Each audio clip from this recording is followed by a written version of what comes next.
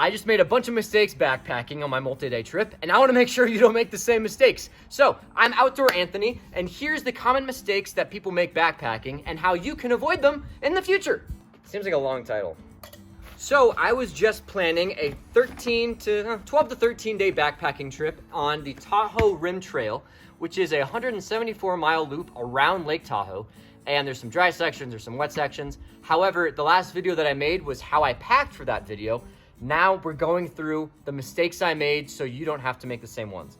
All right, the first thing I want to tell you is that bag selection is the most important thing you can do. It is very important that you're comfortable with your bag. So I have been using this bag for the last 15 years. I've been to 12 countries in it, but it's an old external frame, right? And I feel like I am due for an upgrade. So even though I was comfortable with this bag, I decided for my trip that I wanted to up my game, since this is my dad's bag. He bought the nicest of the nice things, which is great. I'm glad he can do that. But I'm more of a budget man, you know? So I got an Osprey bag. This bag was about $350. I got in over my head with it, I'll be honest. And so when I packed everything in this bag, number one, I didn't have my system down for how to pack it. But number two, there's so much customization for these Osprey bags. This is the Aether 55 liter. You can change the hip belt size, where your shoulder straps are, how close this top brain gets cinched into your back. There's just a lot of weight distribution. And as you can see, it's a big bag, right?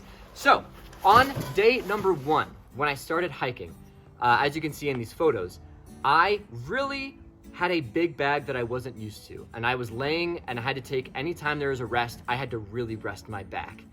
My hips were starting to bruise and I didn't feel like I was comfortable with my bag. And this was day one. And on day one, my hips were already in pain to a point where I didn't want to do day two. It was so bad. What I ended up doing was telling my dad when we got to camp that night after about 16 miles that, Dad, I'm so sorry, but I can't camp with this bag anymore. We need to go home and get my other bag. So I had to self-evac ourselves out of there. I thought that newer was better.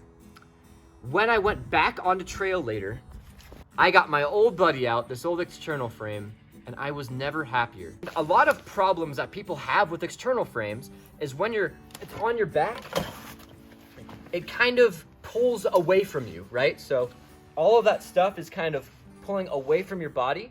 So I ended up getting these straps. As you can see, I sewed on these white straps to pull it closer to my head. So as I'm hiking, it's all pushing me a little bit forward. The number one thing I want you to remember is bag selection is important, but practice with those bags. I thought it was gonna be cool with the newer bag. No. Tried and true. Things that work, work. Keep it simple. Mwah. My second sin for this trip was not distributing my weight properly using my bear canister. Bear canisters are getting more and more popular because of the increasing amount of habituated animals, whether that's bears, marmots, porcupines, small rodents, anything. These are super helpful for making sure animals are safe from your food and you're safe from those animals.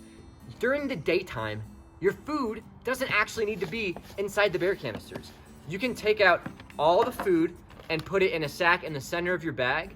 That way you don't have any heavy stuff if you need to keep this on the outside or on the top part of your backpack. I put my waterproof layers in here, some extra socks, my extra clothes, the stuff that would take space in this bag. That way this could sit in there totally fine. So that is my second little hack, is if you need a bear canister, please make sure that you can diversify your weight and make sure you're not top heavy like you can see in this photo. Jeez Louise, God, I sucked at backpacking with that bag. So you don't need to buy an expensive bear canister.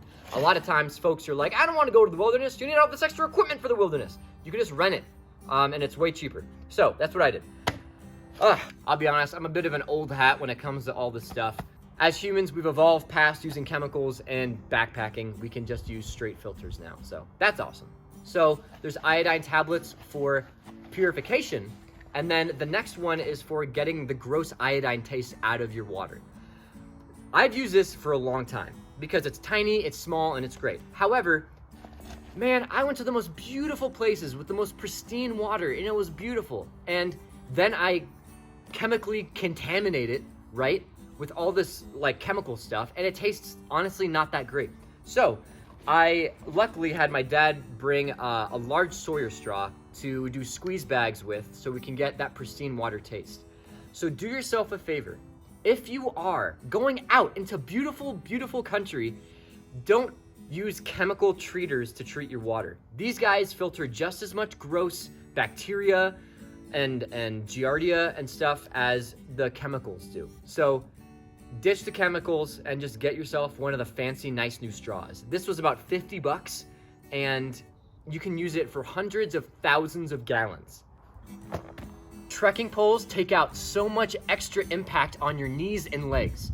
In my last video, I was bragging about how I hold my water in my hands because of that jug that you can carry in your hands. Imagine taking 8.5 pounds off your pack and just carrying it, and that would be water, right? If your hand is occupied, your trekking poles are not being able to be used.